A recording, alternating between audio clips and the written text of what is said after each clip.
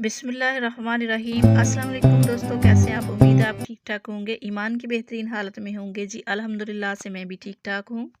जी तो दोस्तों, आज की इस वीडियो में मैं आपको बताने वाली हूँ कि आप लोगों ने हाथों और पाँव की ब्लीच को किस तरीके से करना है। बताने वाली नहीं बल्कि मैं करके दिखाने वाली हूँ कि आपने स्टेप बाय स्टेप ब्लीच को कैसे करना है हैंड्स एंड फीट्स पे। आप अपने हाथों और पाँव पर ब्लीच कितने दिनों बाद कर सकते हैं, और अगर पार्लर से करवा रहे हैं तो किन चीज़ों का ख्याल रखना बहुत ज़रूरी है आपके लिए। वीडियो होने वाली है आपके लिए बहुत ही फ़ायदेमंद आज का, और वीडियो छोटी सी है, आपने स्किप नहीं करनी। इस तरह आपको पता नहीं चलेगा कि कौन सी चीज़ हमने ऐड की है। आपको बताने वाले हैं अपना अपना सीक्रेट, बल्कि पार्लर का सीक्रेट बताने वाले हैं इस वीडियो में। आपने कहीं नहीं जाना, रहना है हमारे साथ साथ। वीडियो शुरू करने से पहले छोटी सी गुजारिश है कि अगर यूट्यूब चैनल पे नए हैं तो हमारे चैनल को सब्सक्राइब कर दें, वीडियो पसंद आए तो लाइक कर दें। चलिए तो स्टार्ट करते हैं अपनी आज की वीडियो।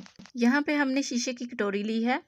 आपने शीशे की कटोरी लेनी है ब्लीच के लिए, खसूसन ब्लीच के लिए आपने शीशे की ही कटोरी लेनी है, या मिट्टी की प्याली ले सकते हैं, कप ले सकते हैं, या फिर प्लास्टिक का कोई बर्तन ले सकते हैं। एक बात हमेशा याद रखें कि आपने ब्लीच के लिए कभी भी सिल्वर, स्टील, तांबा या फिर इस तरह का कोई बर्तन नहीं लेना लोहे का।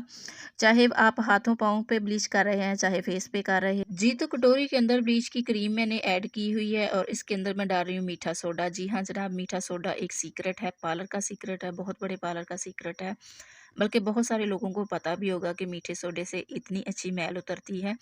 और मीठा सोडा मैंने ऐड किया है ताकि इससे मैल जो है ना बहुत अच्छे तरीके से उतर जाए हाथों और पाँव की। आपने देखा होगा कि जब हम इसे दाल वगैरह में डालते हैं तो किस तरह ऊपर से वाइट वाइट सी आ जाती है, वो मैल होती है, उतरती है। और इस वीडियो छोटी सी है इसलिए ज़्यादा नहीं डिटेल में जा सकती, और पॉइंट ऑफ व्यू पे बात करते हैं कि इसमें अब मैंने ऐड किया है थोड़ी सी मिकदार में सूथिंग लोशन। और ताकि सूथिंग लोशन का फ़ायदा ये होता है कि अगर आपकी जिल्द कोई थोड़ी सी हसास है तो सूथिंग लोशन थोड़ा ठंडा होता है। ठंडा मतलब जिल्द को ज़्यादा ख़राब होने से बचा लेता है। और अब मैंने ऐड किया है इसके अंदर एक ईवियन का कैप्सूल। आप विटामिन ई का भी कैप्सूल डाल सकते हैं, वाइटनिंग कैप्सूल है आपके पास तो वो भी आप ऐड कर सकती हैं। और अगर आपके पास कोई भी कैप्सूल नहीं भी है तो कोई मसला नहीं है, आप थोड़ा हाफ चम्मच जो है लीमू का वो ऐड कर लें, लीमू का रस। जब आप हाथों और पाँव की ब्लीच मिक्स कर रही हूँ तो इसमें पाउडर जो है ना थोड़ा ज़्यादा ही रखें। लेकिन याद रहे कि ये पाउडर जो है ना सिर्फ हाथों और पाँव की ब्लीच में ज़्यादा रखते हैं, फेस के लिए पाउडर की इतनी क्वांटिटी नहीं रखते, वो थोड़ा कम होता है। अब मैंने अर्के गुलाब इसलिए शामिल किया है कि मैंने हैंड्स पे लगानी है ताकि पूरी आ जाए अच्छे तरीके से। पाँव पे नहीं लगाऊंगी क्योंकि मैंने बाजार जाना है, और जिन बाजियों के साथ, आंटियों के साथ जाना है, 3-4 वो बाहर खड़ी मुझे आवाज़ें दे रही हैं। उनको नहीं पता मैं वीडियो शूट कर रही हूँ, क्योंकि बाजार लेट हो जाती मुझे वापसी पे, तो फिर वीडियो जो है ना वो बनती नहीं मेरे से। और अगर वीडियो बनाएंगे नहीं तो वीडियो डालेंगे कैसे नेक्स्ट डे। और जल्दी से फिर मैं बना रही हूँ। जी यहाँ पे मैंने कैमरा खुद पकड़ा हुआ है एक हाथ से, और मैंने हाथों को लगा लिया, और यहाँ पे मैंने कुछ चीज़ें आपको बतानी है, टिप्स। ये देखिए मैंने हाथों को जो है ब्लीच लगाई है तो वो इस तरह करके लगाई है, लेकिन मैंने कुछ जगह छोड़ी हुई है आपको दिखाने के लिए। ये देखिए, अगर आप पार्लर से ब्लीच लगवाती हैं तो इस तरह करके हैंड आपने फोल्ड करके तो लगवाएं। ये मैंने जगह छोड़ी है, छोटी फिंगर की नज़र आ रही है आपको एक लाइन सी। और इस तरह आप अगर करके वो जल्दी जल्दी में लगा लेती हैं, जो बच्चियां आगे उन्होंने रखी होती हैं बातों में लगा के, तो ना वो ऐसे ही फिर पैसे पूरे कर लेती हैं। आप इस तरह ना करें, आपने पैसे देने होते हैं पार्लर में तो आप जो फिंगर्स की अंदरली साइड होती है यानी कि उनको उन पे भी लगवाया करें। और अगर किसी के हाथ जो है, मैं इस हाथ पे भी लगा चुकी हूँ अच्छे तरीके से।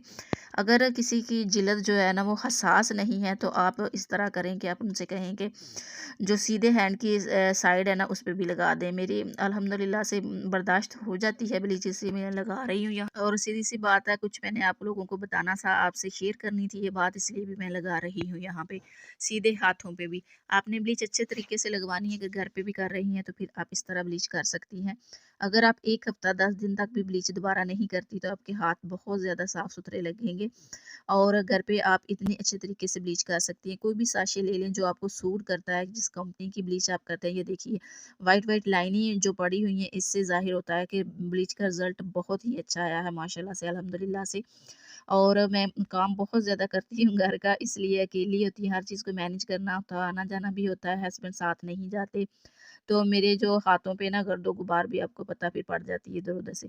जी, मैंने गीले ही हाथ कि मैं रखे थे, मैंने मॉइस्चराइज़ साफ करना नहीं चाह किए रही थे थी, इस मैंने मेरे पास एलोवेरा जेल थी, वो ही मैंने लगा ली। इससे बहुत अच्छी शाइन आती है और हाथ जो है ना वो खुशक नहीं होते।